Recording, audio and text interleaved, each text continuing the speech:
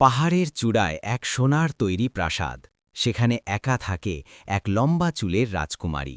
মেঘের রাজ্যে, যেখানে বাতাসের শোঁ শোঁ শব্দ ছাড়া আর কিছুই শোনা যায় না, সেখানে এক আকাশচুম্বী পাহাড়ের চূড়ায় দাঁড়িয়ে আছে এক অপূর্ব প্রাসাদ। সূর্যের আলো যখন সেই প্রাসাদের দেওয়ালে পড়ে, তখন পুরো উপত্যকা সোনালি আভায় ভরে ওঠে, কারণ সেই রাজপ্রাসাদটি তৈরি নিরেট সোনা দিয়ে। সেই প্রাসাদে একা বাস করে এক রাজকুমারী, যার নাম হিরণময়ী। একাকিত্বের রূপকথা। হিরণময়ীর রূপের চেয়েও বেশি চর্চা হয় তার চুল নিয়ে।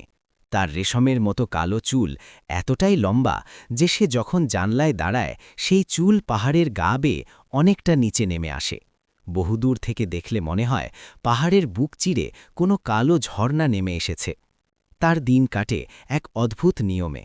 ভোরে সে সোনালি বারান্দায় বসে মেঘেদের লুকোচুরি দেখে। দুপুরে প্রাসাদের ভেতরের বাগানে জমানো শিশির দিয়ে দুষ্প্রাপ্য নীল পদ্মের যত্ন নেয়। রাতে রূপোর তারের বীণা বাজিয়ে এমন সুর তোলে, যা শুনে পাহাড়ের বুনো পাখিরাও শান্ত হয়ে যায়। কেন সে একা? শোনা যায় কোনো এক প্রাচীন অভিশাপে সে এই প্রাসাদে বন্দী। কিন্তু হিরণময়ীর চোখে বিষাদ নেই, আছে এক গভীর অপেক্ষা। সে জানে এই নির্জনতা চিরস্থায়ী নয়। সে প্রতিদিন তার লম্বা চুল দিয়ে গেথে চলেছে এক বিশাল মই। সে সোনা বা হিরে চায় না, সে চায় এমন একজন বন্ধুকে, যে তাকে এই নিস্তব্ধতার বাইরে পৃথিবীর মাটির গন্ধ আর মানুষের কোলাহল শোনাবে। এক ঝোড়ো রাতের অতিথি। একদিন প্রচণ্ড ঝড়ের রাতে পাহাড়ের পাদদেশে পথ হারালো এক তরুণ বাউল। তার হাতে ছিল কেবল একটি একতারা। প্রাসাদের সোনালি আলো দেখে সে ওপরে ওঠার পথ খুঁজতে লাগল, কিন্তু খাড়া পাহাড় বেয়ে ওঠা অসম্ভব। ঠিক তখনই ওপর থেকে নেমে এলো হিরণময়ীর সেই দীর্ঘ চুলের বিনুনি। বাউল সেই চুল ধরে অতি কষ্টে উঠে এলো চূড়ায়।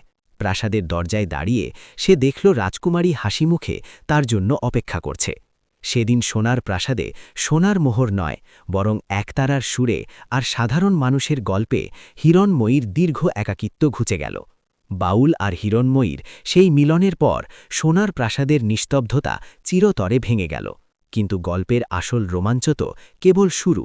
সুরের জাদুতে অভিশাপ মুক্তি। বাউল যখন তার একতারা বাজিয়ে পৃথিবীর মেঠো পথের গান শোনাল, তখন সোনার প্রাসাদের দেওয়ালগুলো কাঁপতে শুরু করল। হিরণময়ী অবাক হয়ে দেখল তার সেই নিরেট সোনার ঘরবাড়ি ধীরে ধীরে সাধারণ পাথর আর লতাপাতায় ঢাকা এক সুন্দর কুটিরে পরিণত হচ্ছে। আসলে ওই সোনা ছিল তার একাকিত্বের প্রতীক। যত বেশি সে একা ছিল, প্রাসাদ তত বেশি ঝকঝকে আর প্রাণহীন হয়ে উঠেছিল। হিরণময়ী বুঝতে পারল, মানুষের সঙ্গ আর ভালোবাসাই আসল সম্পদ, সোনা নয়। পাহাড় থেকে নামার দুঃসাহস। কিন্তু পাহাড়ের চূড়া থেকে নামা ছিল এক বড় চ্যালেঞ্জ। হিরণময়ী তার লম্বা চুল কেটে ফেলার সিদ্ধান্ত নিল। যে চুল ছিল তার বন্দিত্বের শিকল, আজ তাই হবে তার মুক্তির পথ। সে তার চুলের গোছা দিয়ে মজবুত দড়ি তৈরি করল।